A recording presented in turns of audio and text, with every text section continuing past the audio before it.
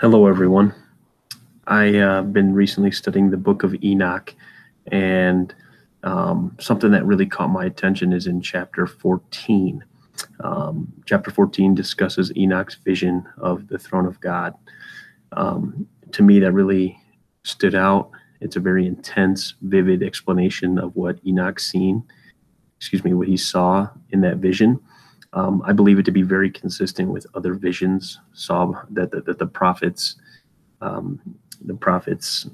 experienced, the prophets such as Daniel, Isaiah, Ezekiel, and then John in Revelation. I think you're going to see a lot of similarities here. I think the book of Enoch fits really well with the Bible. I know it's kind of a controversial piece as it's not in the canon, but as you read it, you see a lot of similarities between that and the canonized Bible. So without further ado, I want to jump into the book of Enoch and then explore the other visions as described by the other prophets. Just for a little context, Enoch at this point in chapter 14, what led him to this point was he was sending a petition to God on behalf of the fallen watchers or the fallen angels. The fallen angels had come down to earth and impregnated human women and had given birth to giants or Nephilim, which are explained in Genesis chapter 6. So I encourage you to read the entire book of Enoch, but definitely read the first chapters 1 through 13 for a deeper understanding as to what is going on here in chapter 14. So I'm going to skip to verse 7, and it says, "And your petition on their behalf shall not be granted, nor yet on your own, even though you weep and pray and speak all the words contained in the writing which I have written. And the vision was shown to me. Thus, behold, in the vision, clouds invited me, and a mist summoned me, and the course of the stars and lightning sped and hastened me, and the winds in the vision caused me to fly and lifted me upward and bore me into heaven." So Enoch has just gone into heaven. Okay? "And I went until I drew nigh to a wall which is built of crystals and surrounded by tongues of fire, and it began to affright me. And I went into the tongues of fire and drew nigh to a large house which was built of crystals, and the walls of the house were like a tessellated floor made of crystals, and its groundwork was of crystal. Its ceiling was like a path of the stars and lightnings, and between them were fiery cherub. And there was heaven, clear as water. A flaming fire surrounded the walls, and its portals blazed with fire. And I entered into the house, and it was hot as fire and cold as ice. There were no delights of the life therein. Fear covered me, and trembling got hold upon me. And I was quaked and trembled, and I fell upon my face. And I beheld a vision, and lo, there was a second house greater than the former. And the entire portal stood open before me, and it was built of flames of fire. And in every respect, it so excelled in splendor and magnificence and extent that I cannot describe to you as its splendor and its extent. And its floor was of fire, and above it were lightnings, and the path of stars, and the ceilings was flaming fire. And I looked and saw therein a lofty throne. Its appearance was of crystal, and the wheels thereof as the shining sun. And there was the vision of cherub. And from underneath the throne came streams of flaming fire, so that I could not look thereon. And the great glory sat thereon. His raiment, or his garment, shone more brightly than the sun, and was whiter than snow. None of the angels could enter and could behold his face by reason of the magnificent glory, and no flesh could behold him. The flaming fire was round about him, and a great fire stood before him, and none around could draw nigh him. 10,000 times 10,000 stood before him, yet he needed no counselor. And the most holy ones who were nigh to him did not leave by night, nor depart from him. And until then I had been prostrate on my face, trembling. And the Lord called me with his own mouth and said to me, Come hither, Enoch, and hear my word. And one of the holy ones came to me and waked me. And he made me rise up and approach the door, and I bowed my face downwards.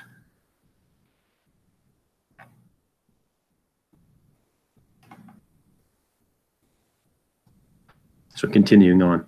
And he answered and said to me, I have heard his voice. Fear not, Enoch, thou righteous man and scribe of righteousness. Approach hither and hear my voice.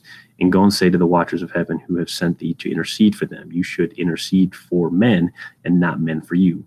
Or have left the high, holy, and eternal heaven, and had lain with women, and defiled yourselves with the daughters of men, and taken to yourselves wives, and done like the children of earth, and begotten giants and sons. And though you were holy, spiritual, living the eternal life, you have defiled yourselves with the blood of women, and have begotten children with the blood of flesh.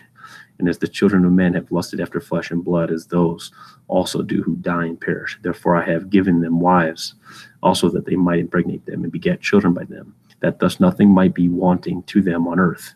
But you were formerly spiritual, living the eternal life, and immortal for all generations of the world.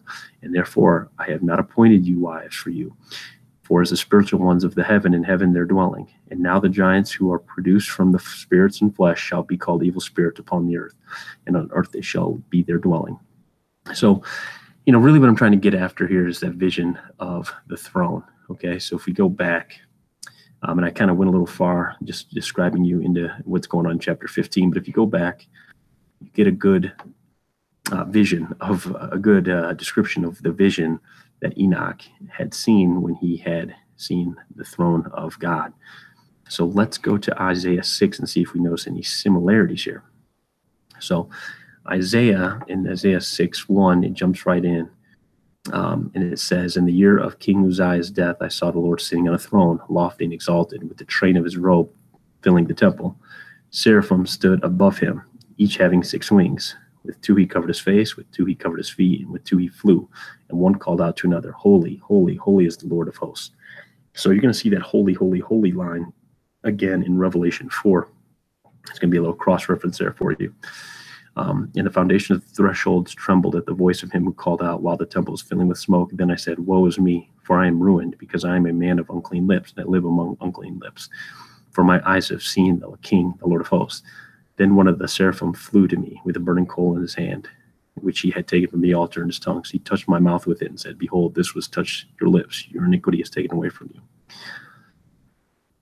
Okay, so the Lord is talking to Isaiah, and he's telling him what to do. It's just kind of this one isn't as detailed, obviously, as the book of Enoch, but it does give you a couple of pieces here in chapter 6, 1 through 7. Okay, so let's look at Ezekiel 1. Okay, so Ezekiel 1:26. Really beginning in Ezekiel 1, you're going to get a description of the vision that Ezekiel has. The first part of chapters are verse 4 through 20. Verse 4 through 21 are a description of the wheels of this dwelling place of the Lord, which are pretty interesting.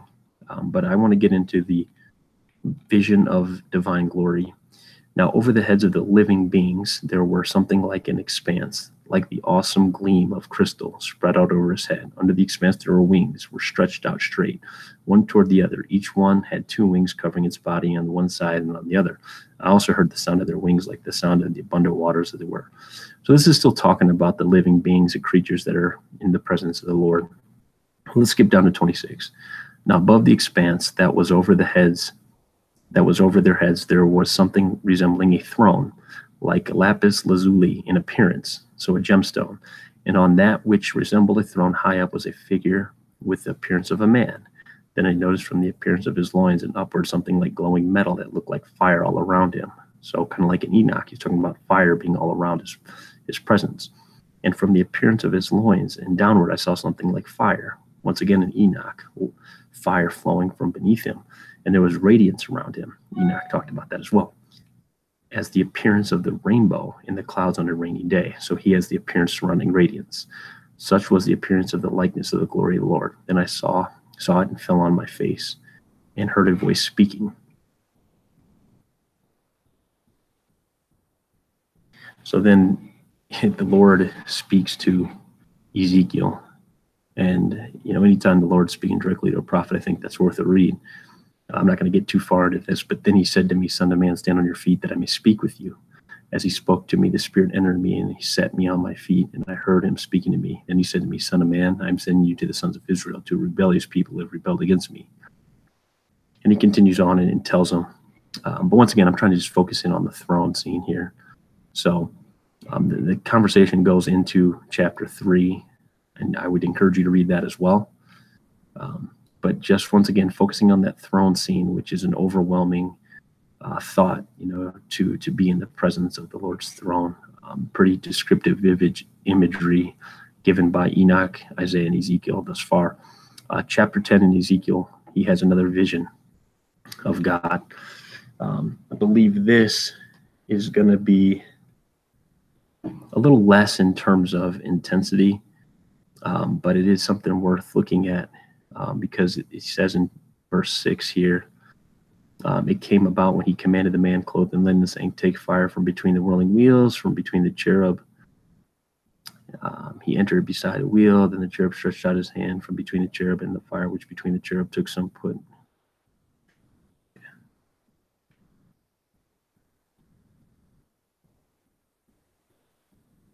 Because he's really talking about the creatures, the cherub living amongst the Lord again, and that's abundantly clear in all of these different visions.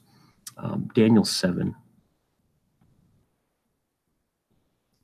Daniel has a vision of the four beasts, but then he has a vision of the Lord.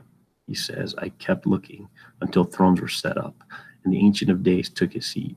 His vesture was like white as snow. So his garment, his raiment, was white as snow, once again describing his appearance. His shirt, so to speak, was white as snow, and the hair of his head were pure wool. His throne was ablaze with flames, once again fire on the throne. The wheels were a burning fire. A river of fire was flowing. Okay, from him a river of fire. That was referenced in Enoch and Ezekiel. And a river of life was flowing from him. A river of fire was flowing, and coming out from before him, thousands upon thousands were attending him. This was spoken about in Enoch. And myriads upon myriads were standing before him. The court sat, and the books opened. And then in Daniel, he has a vision of the Son of Man, Jesus. Okay, so interesting. I've seen a lot of crossover here. So in Revelation 4, there's another vision. John of Patmos obviously has the revelation of Jesus, and he has a revelation of the throne. So after these things, I looked up, and behold, a door standing in heaven, and the first voice, which I heard, like the sound of a trumpet speaking to me, said, come up here, and I will show you what must take place after these things. Immediately I was in the Spirit, and behold, a throne was standing in heaven, and one sitting on the throne. And he who was sitting was like a jasper stone, a sardius in appearance. So a gemstone in appearance. This is talked about in Enoch. And there was a rainbow around the throne, like an emerald in appearance. Around the throne there were 24 thrones, and upon those thrones I saw 24 elders covered in white garments and golden crowns on their heads. From the throne comes flashes of lightning and sounds and peals of thunder. And there were 7 lamps of fire burning before the throne, which are the 7 spirits of God. And before the throne there was something like a sea of glass, like crystal. This was referenced in Enoch as well. And in the center and around the throne, 4 living creatures full of eyes in front and behind. So the creatures, seraphim, and also the cherub. Okay, those are a reference. So there's creatures in the presence of the Lord. I think there might be different creatures. It appears there's some differences in their description, depending, with each prophet's description of their vision. But then you get down here and you see the line where the creature is saying, holy, holy, holy is the Lord God, the Almighty, who was and who is and who is to come. That is a reference from Isaiah, I believe, what we looked at previously. So a lot of crossover between these 5 different visions, or 4 different visions.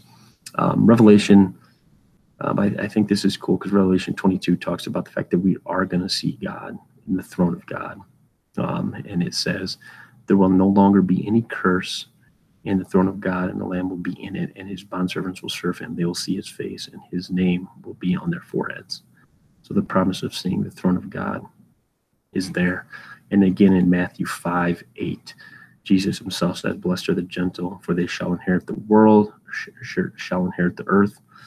But what I'm trying to get to is, blessed are the pure in heart, for they shall see God. Okay, so we will have that experience of seeing God, much like the prophets have. Other visions of God have been through Moses. You can see that in Exodus 24 when God and Moses meet for the covenant. And once again, Exodus 33 describes that Moses met with the Lord face to face and spoke with him face to face. 2 Chronicles 18, Micah references the fact that he spoke with the Lord down here. He says, "Hear the word of the Lord. I saw the Lord sitting on his throne and all the host of heaven standing on his right and his left." Doesn't get into description, but it does talk about him being at the throne of God. So just wanted to share all of that. Like I said, there's a ton of crossover. We can see that. Just to debrief, Enoch, he talks about a crystal wall, crystal floors and walls, ceiling like lightning and stars. Talks about the presence of cherub. All of these men were fearful in their encounters at the throne. The wheels were as bright as the sun. Under the throne, fire streams. The garment of the Lord was brighter than the sun, whiter than the snow. And there's fire and just an intense presence around him with rainbows, fire, and his presence, and 10,000 times 10,000 angels around him, surrounding him in his presence. And I would say, once again, go back and read Enoch, check out Isaiah, Ezekiel, Daniel, and John's visions, and see if you notice those same things that I noticed. I hope you enjoy this. Just an interesting piece to really think about the throne of God. I think it's a humbling thought, and just the glory and the presence that the Lord has in his heavenly dwelling place.